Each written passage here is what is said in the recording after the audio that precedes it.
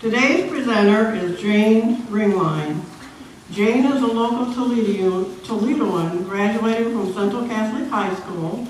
She went to the University of Toledo, graduating from a Bachelor of Science in Nursing. Her nursing career involved work in oncology nursing, teaching at St. Vincent's School of Nursing, and working as a nurse practitioner. For the last 22 years, she has worked in the pharmaceutical industry as a medical science director, helping to develop new cancer drugs. She has been retired for nearly 2 years. Her husband died in 2019 after they had been married for almost 40 years. They had 2 daughters and now have 7 grandchildren. They were avid travelers and had many more adventures planned. She enjoys bird watching, cooking, reading, family time, and of course travel. Anything nature related for sure. That sounds like many of you in the audience for our travel circle, doesn't it? Jane will now share her experiences in traveling to Ecuador and the Galapagos Islands as a solo traveler.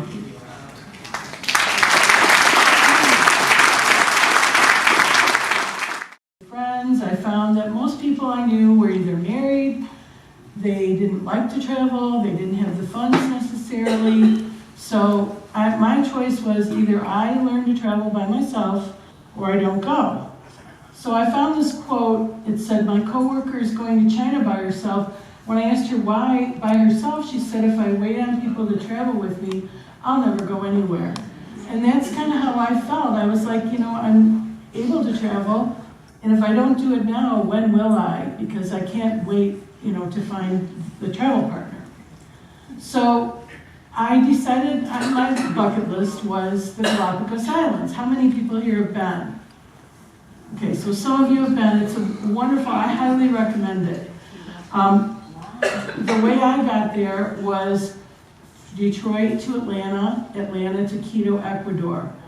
Now, Quito, Ecuador is one of the highest altitude capital cities in the world. It's at 9,300 feet above sea level.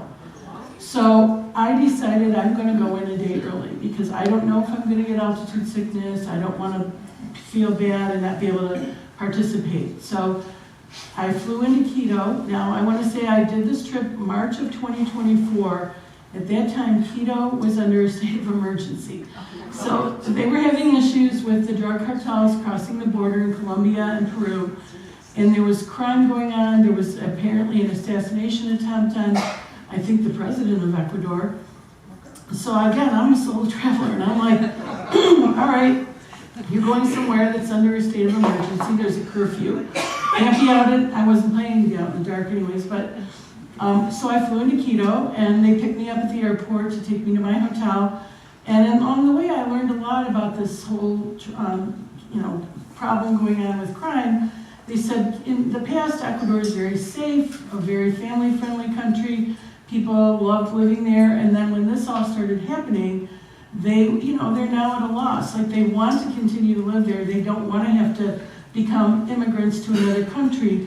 They want this to go away. So he did say at that time the U.S. was being very helpful as far as providing IT services to help track down these people, do what they could to kind of keep them out of the country. But it really kind of brought home to me that these people, they don't want to leave their country. They want to stay there, but they also don't want to be unsafe.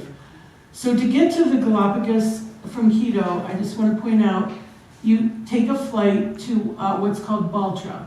And Baltra is an island which is somewhere in the Galapagos here.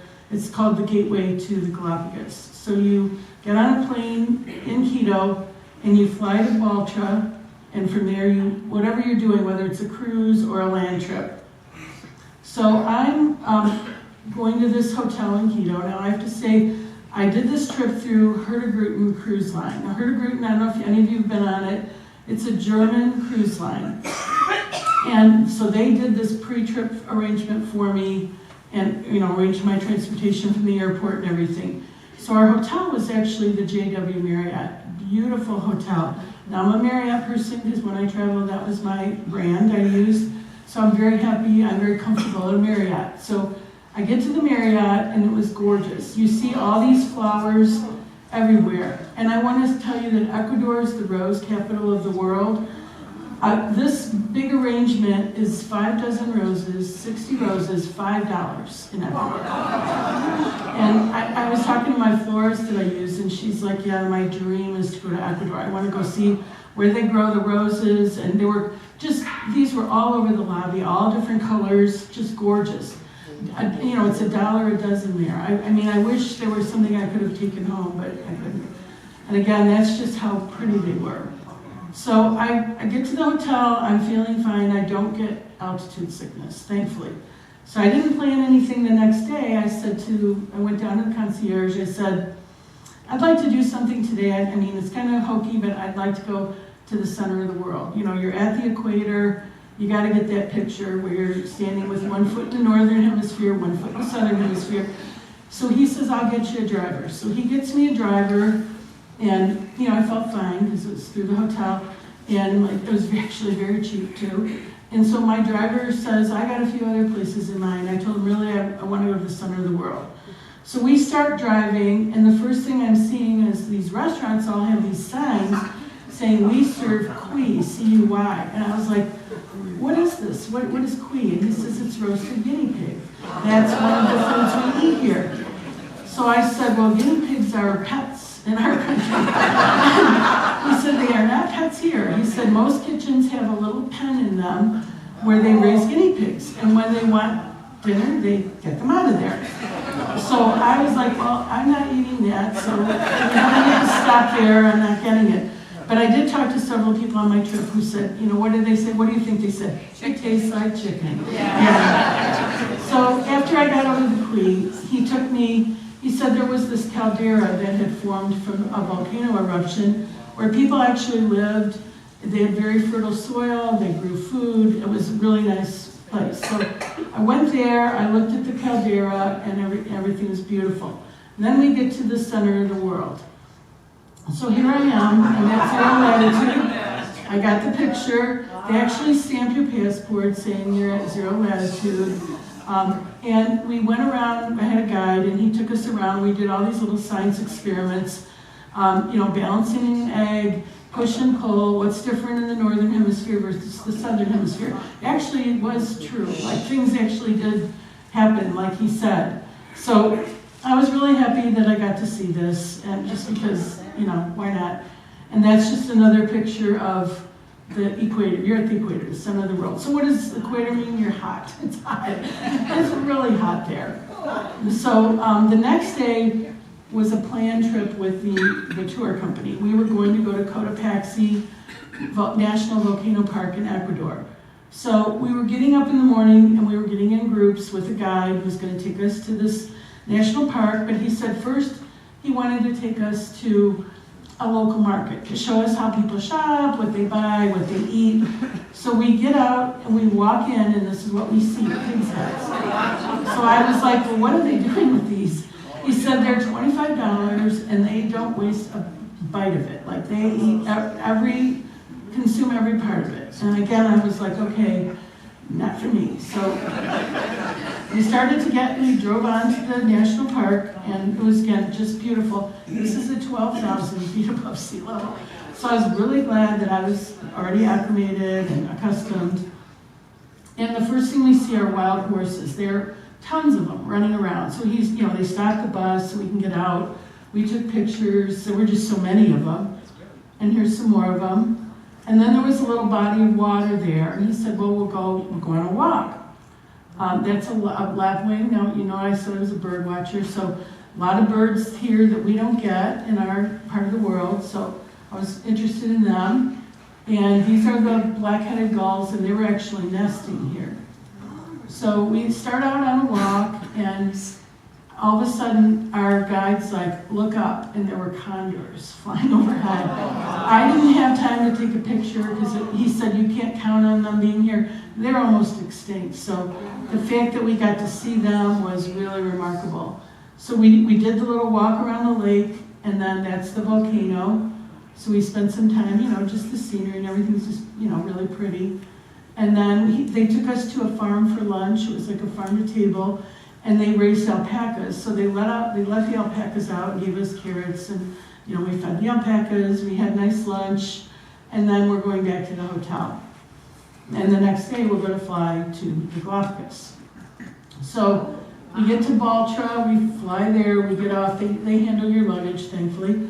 And here's our ship. It's called the Santa Cruz II. It's 5 flights, no elevator. So I'm saying that if you want to go to the Galapagos, go sooner rather than later, because I don't know in a few more years if I'm doing 5 flights, because this is a daily thing. Like, you got to go down to dinner, up to, the meeting place, everything. So 70 of us board the Santa Cruz, and it's a lovely ship, and we are getting ready for our first day, and this is my room. So I had a solo room. Normally I spring for the room with the balcony, and when you're a solo traveler, you've got to pay this horrendous single supplement. You're basically paying for 2 people when only 1 person is going. And the thing with this cruise line, they do have these solo rooms, and you still pay a little single supplement, but it was only like 25%, not 100. Now, this might have gotten a little claustrophobic if I were going to be on here more than a week, but it was a week. And I had a lot of storage. I didn't even fill up my storage. I didn't get a picture of the bathroom, but it was a standard cruise bathroom. I had a pretty big counter, a small shower. Anyways, it was enough for, we're not in our rooms. We're here to see the animals. So the way that the ship kind of goes, we unpacked, we went to lunch, and then he says, well, we want to get everybody out to see the animals. Your first day, we want to get everybody out. So we get out, and the way you do that is you get on these, now they call them pangas, some places call them zodiacs, but they're inflatable rafts. Now I want to tell you that I never got used to getting on this, because you have to step down from the ship, and there are no handrails. They do this, they call it the Galapagos grip, where the people help you. And I was terrified of falling, because, I don't want to fall. I'm a solo person. And, so I thought after the first time, I'm going to get used to this. This is 3 times a day we're doing this. Oh, no, I did not get used to it. I was scared every time, but I did it. And we would travel around, we would go to islands, we would sometimes get off, go for a walk. Sometimes we would just circle the island. They had kayaks, they had stand-up paddleboarding, they had a glass-bottom boat you could ride in if you wanted to. A lot of different things like that, and there was snorkeling every day, sometimes 3 times a day.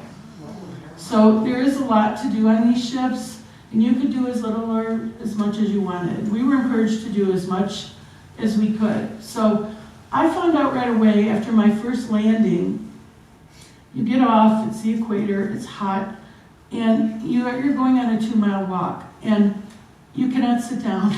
If you see a big rock and you're like, I want to take a break, no. You're not allowed to sit on anything there. This is a national park.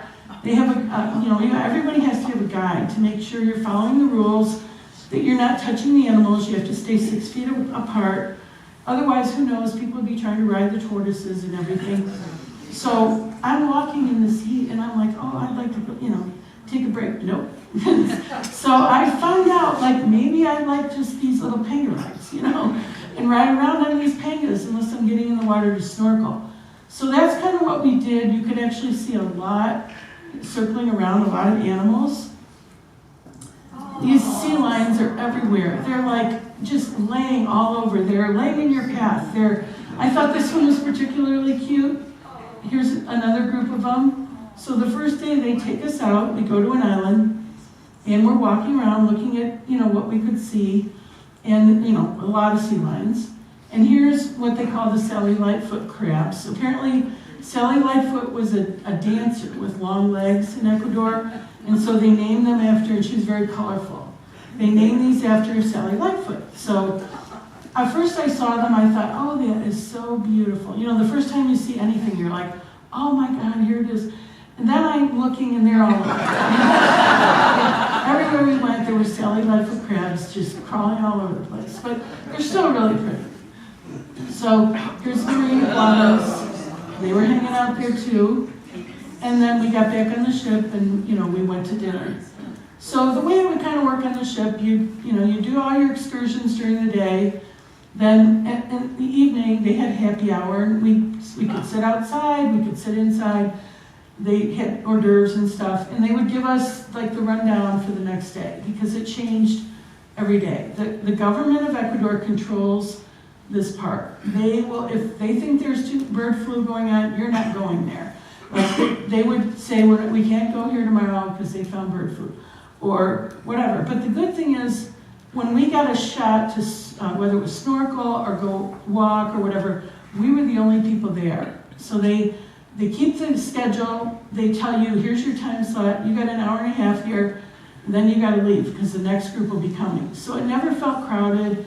You never felt like there's 5 ships and all these tourists are trying to see all the stuff you're trying to see. It was always, very well controlled. So we'd sit out here, we'd talk about what we did for the day, what we saw, and we would then, go back in for the daily, they did the daily briefing, where they tell you what we're going to do, what to expect and everything. And then we'd go to dinner. Now, when you went to breakfast in the morning, I didn't take pictures of the food, I should have, but breakfast was like a buffet and everything you can imagine, and they would do a fresh omelet if you wanted that. And then they would take your dinner order. And so there were like 3 choices. Now I made a group of, now this is one thing I've learned about being a solo traveler. I made a group of friends right away. I have done this on every trip. So I meet a group of friends, one from the US, UK, New Zealand, South Africa, and Norway. So we had a wonderful dinner, where we would just, talk about what was going on in our countries, learn from each other. I just recommend traveling for that reason alone, because you get to know of others. You're not the only people out there. There's other people, and they have other issues. So I really enjoyed that. And, so I always had a group. And so even though I might do some things on my own, like I had my group that I could hang with. And then you watch the sunset. And, there's always nice sunsets when you're out someplace like this. And then there's also a nice sunrise, because, you could go out on the deck and you could watch the sunrise, and that was cool too. And so then we went to, this is called Kicker Rock. This is one of the famous rock formations. Now we did the panga ride around. We did not snorkel here. The water was a little rough, but it was still beautiful. So you can see in these rock formations, and you can see the water's a little rough. Like on these pangas, I'm holding on to the rope because I don't want to go over. And we're taking pictures, but we're being careful. So we got to see this, and I have to say that our guide, we got split into groups of 10, and our group had Jonathan, and he made the trip for us. Like he was a native of the Galapagos. He lived there all his life, and he would take us out, and we would see a sea turtle swim by, and he'd go, "Oh, look at the sea turtle." He was as excited as we were over it. So he didn't act like, sea turtle. He just really made the whole trip for all of us. And here's a little stingray going through the water. So you had to watch everywhere because there were animals everywhere. And again, this is more of there was sort of this wave action going on there at the Kicker Rock. And then we finally got inside where it was like calmer and you could kind of look around and see more. Then we went back to the ship. Of course, in the afternoon, we go on our next excursion, which was to this place where there's all these Galapagos turtles. Now, it's like the seals. Once you see one, there are tons of them everywhere, but your first one is like, oh, here it is. And so we're all taking all these pictures of it, like we'll never see another one. We saw them everywhere. But, it was really cool to see that. And then this is actually the best picture I could get. It's a Darwin finch. So, Darwin is the one who went to Ecuador and discovered a lot of the wildlife, especially the finches. So I actually had a finch t-shirt on that day, so I was like, oh, we found a finch. I'm so happy. And then, you go back to the ship for happy hour and, whatever. Now, this is my pride and joy here. So I didn't see a blue-footed booby until day 3. And when I thought of going to the Galapagos, all I could think about was a blue-footed booby. Like, I have to see these. And I was getting kind of anxious because I was like, we haven't seen them yet, and I really want to see one. And And then once you see them, like, again, they are everywhere. And I have probably 400 pictures from this trip, and I think 100 of them are from Finland. They were so beautiful, they're so striking, like, there's nothing like them. And this is them, this is their mating dance. So we got to see that, so that was kind of cool. Now there's other boobies. This is called a Nazca boobie. And so that was also beautiful, and maybe not as striking as the blue-footed. The one we didn't get to see, there's a red-footed booby, and I want to see that too, but it was on an island with bird flu, and we weren't allowed to go. So we didn't get. There's 15 animals in the Galapagos, and you'll never see all of them because they come at different times of the year. Like, we didn't get to see the albatross because they don't nest till May. But if you see 9, it's considered a good trip, and I saw 9, so I was happy. This is called the magnificent frigate bird. So this is a male, and they puff out their chest, part of their mating ritual. And when we would be cruising by, we would see trees full of just all these red things from the birds. They were everywhere. And the interesting thing about these birds is they don't swim. So the only way they can eat is they have to stand on the edge of the water and just eat the plankton, the small fish and things that are on the edge. This is called a great frigate bird. It's a similar thing. Again, I took a lot of bird pictures, because I'm a bird, and we don't have these here. This is a female magnificent frigate bird. And these are called swallowtail gulls. So again, you could see these. I took this picture from the Panga, like going around the island. And I put this up here. Does anybody know what this is? A yellow warbler. We have yellow warblers that come here in the spring migration, and a lot of them do stay and nest here. So I was like, oh, this is so cool that there's a yellow warbler here in the Galapagos. This is called an oyster catcher, so you can see from the beak, it can catch some oysters with that long of a beak. And these are called brown natties. They're, again, just a different bird that we don't have here, but I caught those, going around on the Panga, and they're hanging on the walls and everything. And again, I thought this was a good picture of the frigate bird because it reminds me of those Angry Birds, kind of. This isn't a very clear picture, but this is called a Christmas iguana because of the colors. They're Christmas colors. And here's a better picture. It's sitting next to a seal. And again, I took these just from the Panga, just going around and seeing what we could see on the islands. This is called a land iguana. So, these things are so beautifully colored. Like, just, you see them and you're just like, I can't believe these things even exist in nature. And then we spent the day at the Darwin Preserve. So we did have a lecture about Charles Darwin and, learning more about him before we went. So we went to the research station which he established for the Galapagos turtles to breed them and keep them, from going extinct. The reason being, this is called Lonesome George.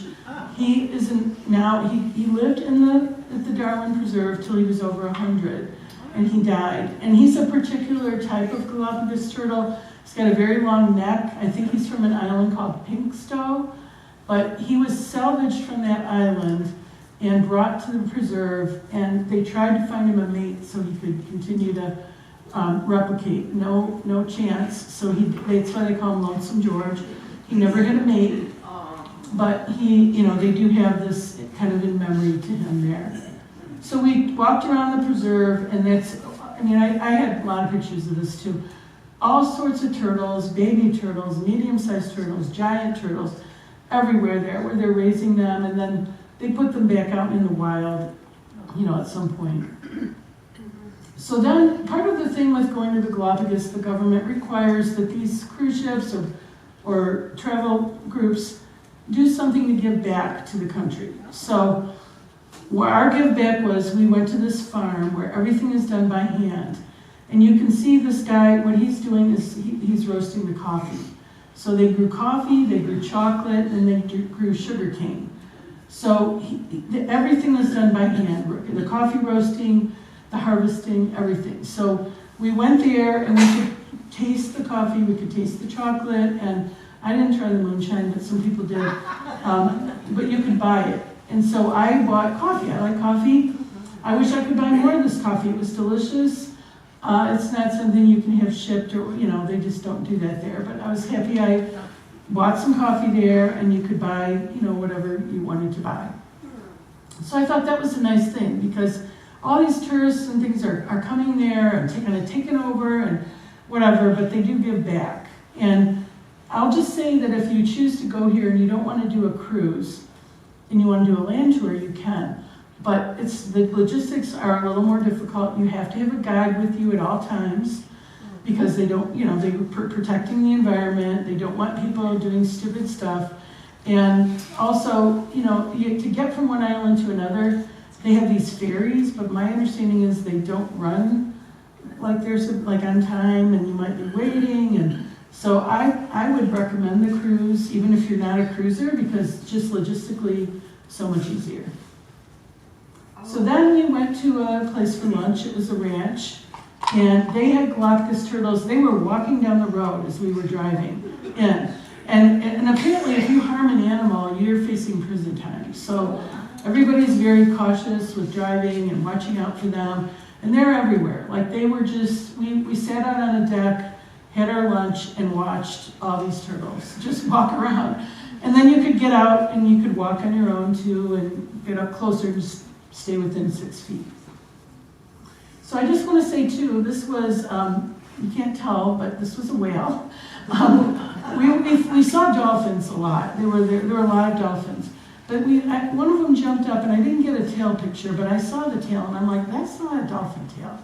And our guide's like, no, that's a whale. Wow. So they do have like pods of orcas that will swim alongside the dolphins too. So this is just a map of the islands. You can see most people do either the eastern route or the western route on a cruise. You could stay on the ship and do the whole thing if you wanted to, but usually people do one versus the other. And when I researched it, there wasn't really a better one to do. It was kind of like you're going to see different things, and some things are going to be on all of it. So just pick. I just went with the date that I had in mind that I wanted to go on. And I will say though, being that you're at the equator, you just really have to be prepared for that heat, because I'm not a fan of like that much heat, and it was really hot. So a lot of people bought this map and took it home to frame, just as a kind of a memory of things. But again, we went somewhere every day. I snorkeled some of the time. I didn't have an underwater camera, so I didn't have any snorkeling pictures, but people saw hammerheads. They saw all kinds of colorful fish. One night when we were docked, we didn't go out at night. They said there were some unfriendly creatures in the water, and they didn't want us out at night, so we didn't go out in the water. But one night there were sharks circling around our ship, and they wanted the captain to turn the lights on so we could get pictures, but you get fined in the Galapagos if you turn the lights on, because the environment, they want a dark environment. So he wouldn't do it. And so I didn't get any pictures of the sharks, but they were circling them around.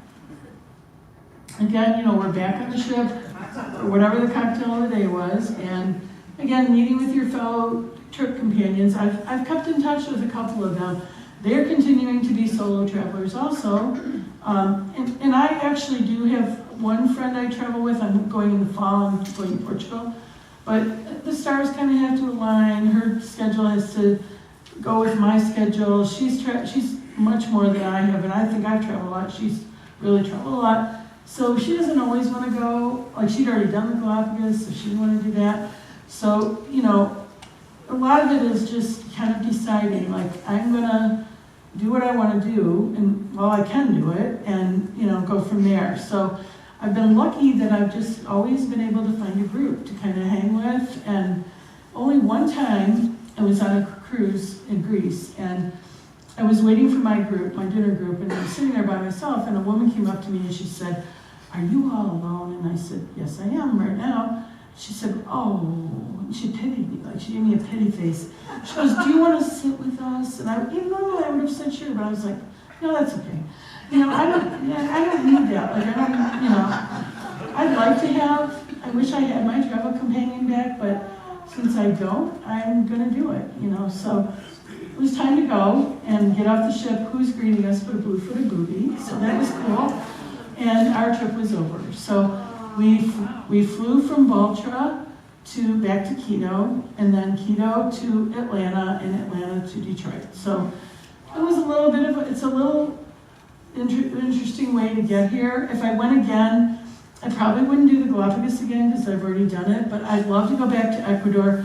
There's a place called Mindo Cloud Forest. It was about maybe an hour to an hour and a half from my hotel. It's a bird sanctuary. They have butterflies. They have chocolate factories. It sounds like it's wonderful. And my driver, the one who took me to the equator, he's like, oh, please, I'll take you to Mindo.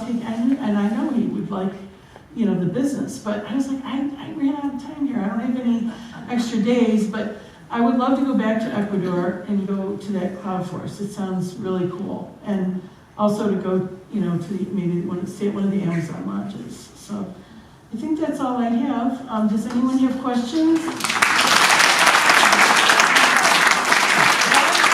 want to keep the questions so everybody can hear it. I have one short comment and one question. As far as the altitude, we've been to Cuzco, which is 12,000 feet.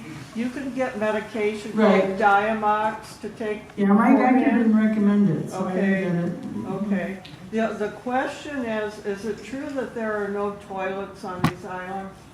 Yes. So you can't go to the bathroom. Well, not on the, So you have to wait until you get back to the yeah, ship. I mean, some of them there are, that like, you go on Santa Cruz, there's restaurants and shops, and yes, but if you're on some of these islands that we were going on, no, there's no bathrooms. And they would not appreciate you going to the bathroom either on the island. So you can't go on a bush either. No, you can't sit down on a rock, you can't go in a bush. I noticed that picture of the panga, that everybody had long sleeves on, and you were talking about how warm it was, so I was... He was asking about the panga, everybody wearing long sleeves, because it's so hot, and you're gonna get burnt, and I always wore a hat. I had these shirts that had sun protection built in, but they were still thin, so they were comfortable to wear. What was the water temperature? The water temperature, they did give us wetsuits, but no one wore them because it was like, high 80s. I mean, it was, yeah, you didn't need them. Now, I think sometimes in the year you do need a wetsuit because it's colder, but we didn't need them. Katie? Do they talk about the effects of climate change on that part of the Yes, and that's why they're very concerned about keeping they've actually, so it costs $100 to enter Galapagos when I went. Now it's $200. They are very careful with the environment. They are worried about the water, because he even said the water is too warm right now for some of the animals we normally see, but it is so warm that we're not going to see them. So I'm just glad I went. So What month did you go? I went March of 2024. Thank you. Yes? I was wondering about your camera. What kind of camera do you use? So I have a Nikon T950. It's got a big zoom. It's for bird watching. You might lose a little clarity, but you really can zoom. So that's what And that was okay in those pangas, or? Yeah, I would hand it to the guy while I held my breath and got on it, and then he'd give it back to me. Yeah. Thank you. Yes. You said that you were on and off the boat 3 times. Did you have breakfast and then go to the island and have lunch? Come back, go to lunch, yeah, come so back. So you also came back so you could use the restroom then too? Yes, you could use the restroom. I mean, we were never, usually it was like an hour and a half that you'd be out somewhere, because that was your time slot that you got. And then we would go back to the boat, we'd eat or whatever. Now the one day we were out all day at the Darwin Preserve, and the lunch and everything. There were bathrooms there everywhere, but yeah, not if you're going on like a deserted island or just a panga ride for an hour and a half, no. I'd like to ask you about the snorkeling. Did you snorkel from the land or from the boat? And then how deep was the water? So we did both. We did more deep water snorkeling. You would get on the panga, fall over the side into the water and snorkel. I'm not sure how deep it was, to be honest. I only snorkeled maybe twice because, you know, I saw it and that was it, you know. There was one time we did the land snorkeling, and, you know, that, I don't know, it was like you had to walk on the sand and then walk out into the water and stuff. I don't know, I didn't like that as well, but that was also an option. They provided all the equipment. Yeah, they provided everything. Well, what did you see snorkeling? Well, I saw just a lot of colorful fish, but some people saw hammerhead sharks and all kinds of things like that, different sharks than that. But I mean, it's really a trip worth doing, and I think sooner rather than later, as I said, with the environment and with, you know, as everyone's getting older, this is getting harder to do. And, you know, I was just happy that I made it, so, yes. How early did you have to sign up for that trip? I want to say I usually do everything about maybe 6 to 9 months ahead of time.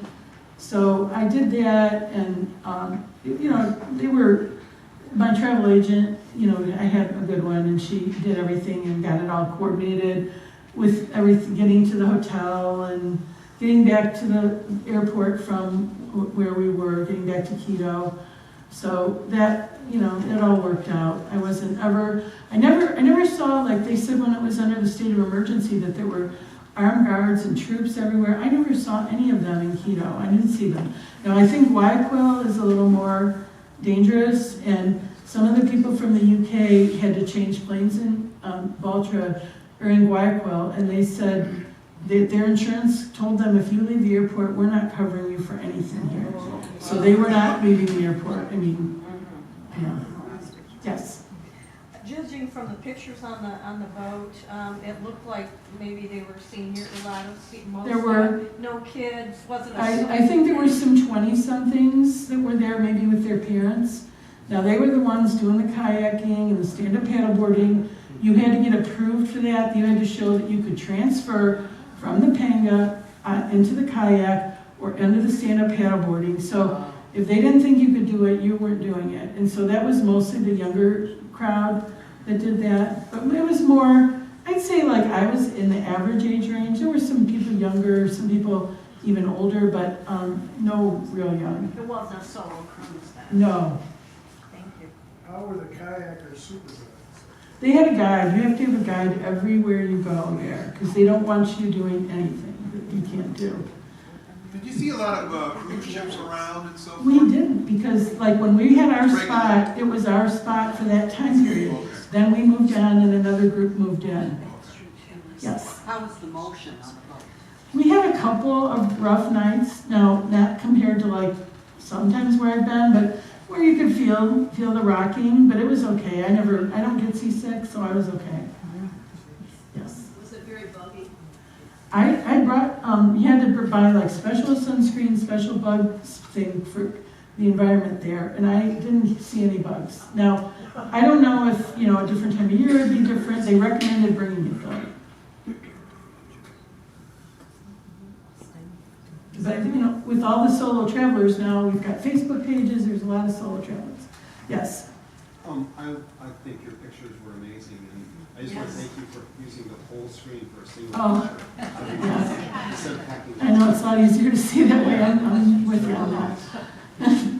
Yes? It's a little off subject, but the solo traveler, have you gone with different groups? Yeah, I'm going to Cuba in a couple of weeks. I'm going with Road Scholar, and I'm a solo traveler on that trip, but I've already we have like a little discussion page, and I already had another solo traveler message me, and 2 sisters who are going, a mother and a daughter, so, you know, we'll have a nice group at that. And then I'm doing a river cruise in Colombia at the end of April, and that's a brand new trip, so not quite sure what to expect to that, but yeah, I mean, I think I guess there are some trips that are specifically for solo travelers, but like I just did a Baltic cruise in the fall, and there were 15 of us. We had a dinner one night. So, I mean, it's just getting more and more common because, you know, like somebody like me, I want to go, but I can't count on getting somebody to go with me. You mentioned Cuba. How do you get to Cuba? I'm flying to Miami. Miami is then a short flight to Havana. Oh, really? And there's 12 reasons you're allowed to go to Cuba. Our reason is in support of the Cuban people. So we are I'm bringing a lot of donations with me, and I'm with this Rhodes Scholar group, and they've been going there for years. So they've got the whole itinerary down pat of what we're doing. We don't wander around there either, you go with the group, yeah. And yes? Tell me about how you packed. Well, I've traveled a lot, and I'm not one of these people that's like, I have to only do carry-on, because I'm not gonna do that.